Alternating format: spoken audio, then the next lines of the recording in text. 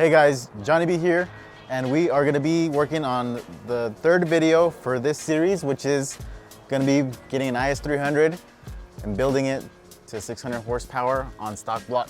So the next step that we need to do is remove the engine, remove the transmission, just kind of get everything out, because we do want to make this a nice clean build.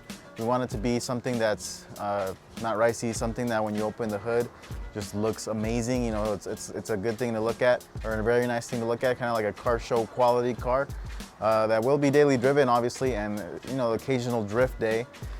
But to do that, we need to go ahead and remove this hunk of junk, which is leaking oil everywhere. This car has 180,000 miles, so there's oil and grease everywhere. So we want to go ahead and remove all that so we can get everything cleaned up. So in this video, we're going to be doing just that, trying to remove the 2JZ engine and the automatic transmission. And let's work until it gets dark out. And if we can remove this engine in this video today, that's going to be awesome. And if we can't, we'll probably be in the next video. So let's get started before the sun goes out. Since we're going to be removing the engine and transmission, I don't want anything to be leaking, so we're going to try to get all the fluids out. We're going to do the oil from the engine, we're going to get the transmission oil, we're going to do the power steering. Just try to get all the oils out of here so that way when we pull this out, we're not going to be leaking everywhere, so we can catch it all before we get that started. So everything seems to be a 14mm bolt, so let's go ahead and remove this one first. If that isn't the cleanest bolt removal, I don't know what. Look, my fingers are all clean. All right, so now we're gonna go ahead and drain the transmission fluid, or whatever fluid we can drain, just because we're gonna be disconnecting the drive shaft. So we wanna make sure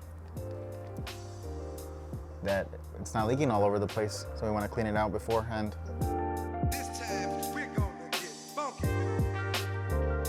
So the next thing we're gonna go ahead and do is remove the exhaust system, because that's gonna be interfering with us taking the engine out. So this car still has a stock exhaust system, so I'm gonna be removing an oxygen sensor, removing the 3 bolts from the header. So these are a bit hard to remove since they look like they've rusted to the metal. They have been on here for about 17 years, maybe 18 now. This car's an 03, but it could have been made in 02. So we're gonna go ahead and WD-40 and just kind of get all of them to loosen up a bit. Ooh, it's doing something. I need to grab it from the back. So I finally got it to loosen. It's just grabbing a hold of this back nut has been quite the challenge. So it's finally out. The good thing is that there's only 3 of these, but the bad thing is that there's also only 3 of these. So we're gonna have a tough time for the other 2 now. Woo! It worked! I got it loose. The WD-40 definitely helped out a lot. Ooh, the bolt came out, and then what helped out in the back is that it has like a metal thing to it that just kind of like spun around and like caught itself and just helped hold this in place. Now we can go ahead and remove the secondary oxygen sensor. Everything got pretty loose, so now we can remove the oxygen sensor relatively easy, and I'm pretty sure this hasn't been removed in a while. It's all rusty as well. We were able to get the bolts off, and we got the oxygen sensor off that's going to be in the way. And now the next thing to do is probably the most difficult part that anybody does when removing an exhaust, and that is to remove the exhaust hangers. We know that they can be quite a pain, so I have this special little tool here. It's my little pry bar, and I use this to remove the exhaust hangers fairly easy. So let me show you guys.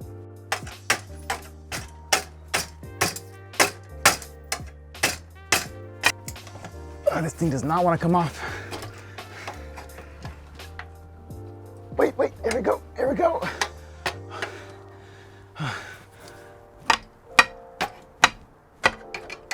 Okay, I think it's out. Is it out? Yeah, it's out. Oh, that was hard.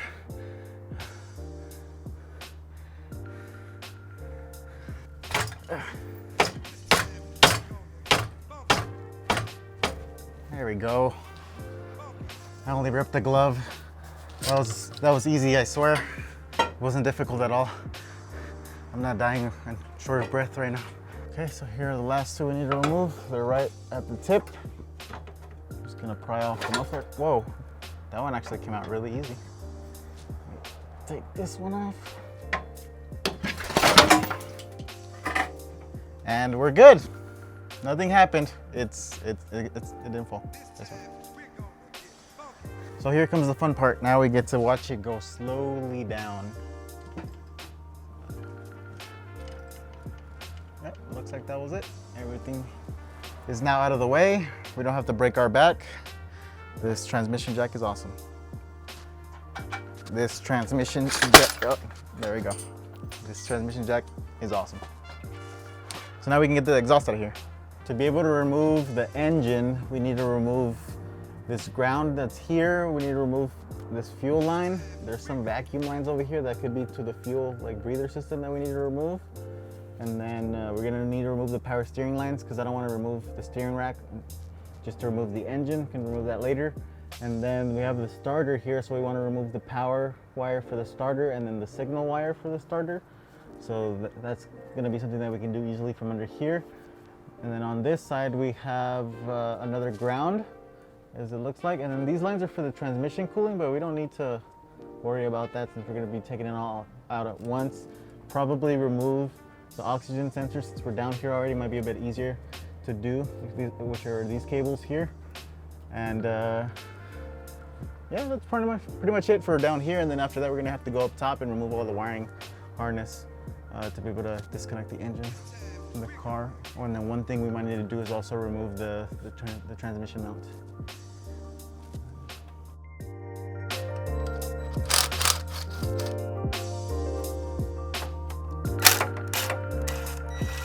Yep, I was right. It was fuel. Someone turned the fuel pump off. Oh wait, the car doesn't have a battery. We're good.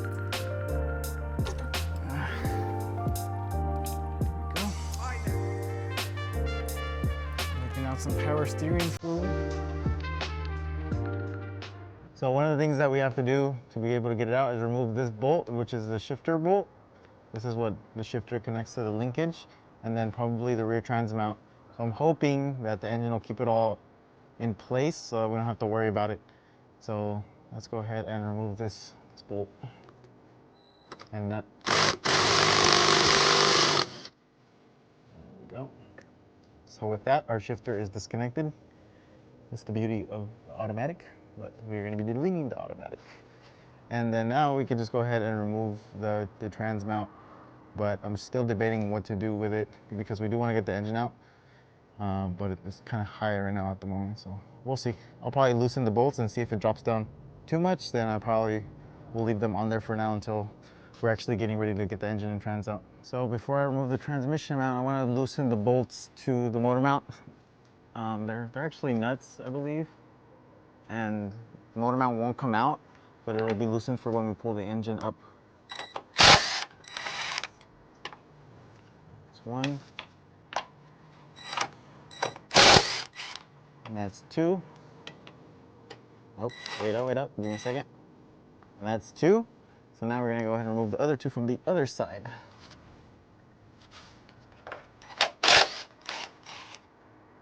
we go, got them all off. All four bolts. And let's test the rear transmission mount for safety.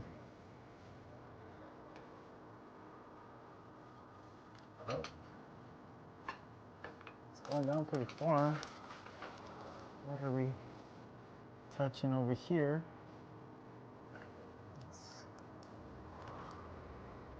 It's going, and it's good. Look at that.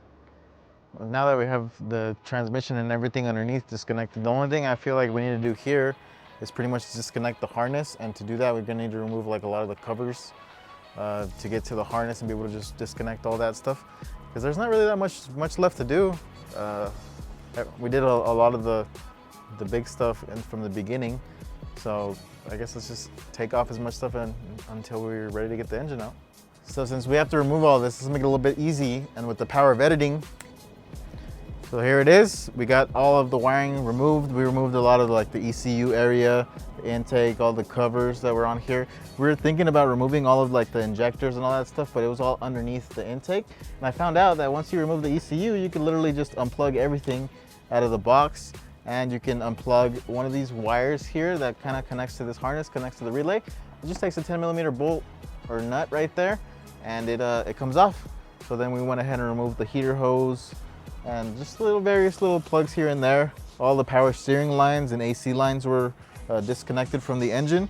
And so far it looks like it's been pretty easy. It's been a lot easier than past engines that I've removed. So I'm hoping that that's gonna be it. I can't see a lot of the stuff in the back. There might be some stuff in the back, but what we're gonna do is we're gonna hook up the engine hoist and start lifting it up and trying to see if we can get the engine out. And then if anything is caught, we'll just remove it as we go. Right, so now we got it all chained up, bolt on the header and then the hook that the 2JZs have in the back. And I guess now we're just gonna lift it. Hopefully everything just comes up, everything starts disconnecting. And hopefully we don't need to connect or disconnect anything from the back. So let's just double check. Ooh, that's a good sign. Engine is lifting up. Okay. This is looking promising. Ooh. Can this move forward now? Oh. Keep in mind, I'm doing this by myself, so it's coming out pretty easy. I feel like something's getting caught on here. So, engine's pretty much loose. So let me just check behind here. I need a flat head. It goes to the starter. That's what it is. Lost my words. That was the only thing that was holding up. And this cable for the throttle, I already had disconnected. Move that out of the way. And everything looks pretty clear from back here. If anything, I'm seeing this little vacuum hose here. So we'll probably just remove this. Looks like it was already disconnected. Okay. Right. I'm seeing a body round right here. So we'll take that off real quick with the gun.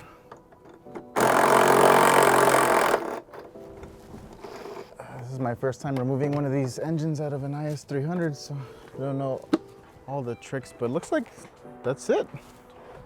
Let's pull it out. Slowly but surely.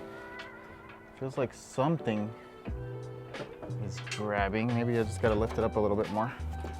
I guess it would help if the engine was a little bit more angled, but it's definitely coming out from back there. I just gotta like angle it a little bit more. Normally, I guess you would have the radiator here, but since we removed it all, we were able to get out. So right now I'm just angling the engine as I pull it out. Okay. And we are out, guys. Check that out.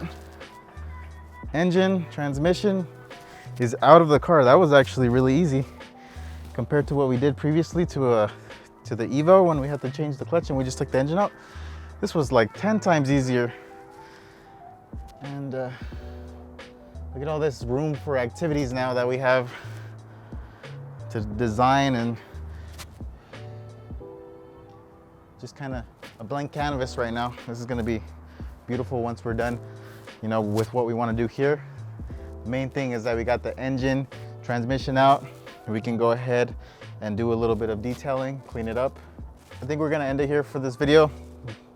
It's just literally a very crazy video where we got this done within the span of this video. I didn't think we were going to be able to get it done because it did seem like a lot of work, but it was actually a lot easier than I thought to remove a 2JZ engine with the transmission and everything out. Like in the back, it was literally just the transmission mount and this little like 10mm bolt right here to remove the transmission. Like we didn't even need to worry about any of the sensors, the harness, or none of that. And yeah, this is an easy job. So if you guys are trying to do something like this, it was easy. Obviously it's going to be easier with no radiator, condenser, none of this stuff in the front. Luckily it all removes, it's all bolt on. So yeah, hope you guys enjoyed the video. This was a lot of work, but we got it done. And now on to the next step, which is going to be kind of like removing all of this, trying to make the engine bay pretty, get it for like a show quality.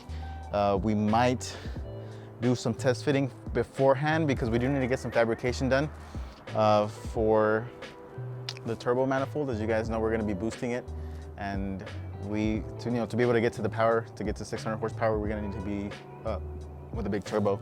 So that's gonna be it for this video, guys. Stay tuned for the next video. Make sure you subscribe. If you haven't seen the previous videos from this, they're gonna be linked on the icon, so you guys can go through the watch list or through the playlist and just see all the videos that are progressing of this car. And then hopefully, by the time you guys are watching this, we should have some more videos up for you guys. So as always, hope you guys enjoyed this video. You guys have a great day.